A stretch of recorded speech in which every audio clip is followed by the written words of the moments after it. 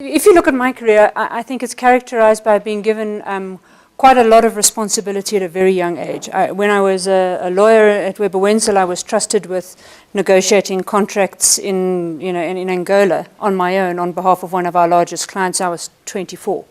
When I got to the JSE, Russell walked into my office one day. He said, "Now, Nicky, you might think you're a lawyer, but this is the last time you're going to be lawyering. I've got some things for you to think about." And there started my business career.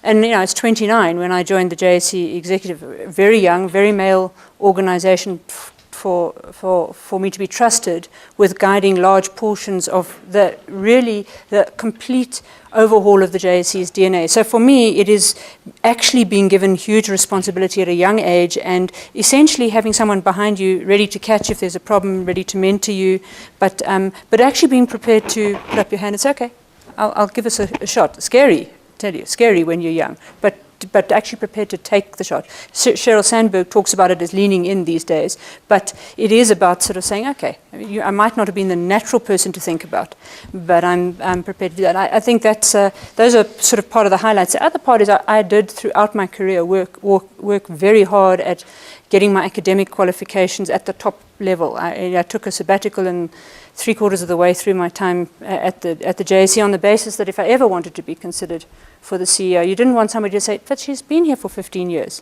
It's a bit, a little bit old school." Rather have someone say, "But actually this is someone who's gone and got bleeding edge qualifications the whole time, tested itself the whole time." So it wasn't, I don't think it just happened, but I was very much the beneficiary of people giving me chances along the way. Yeah.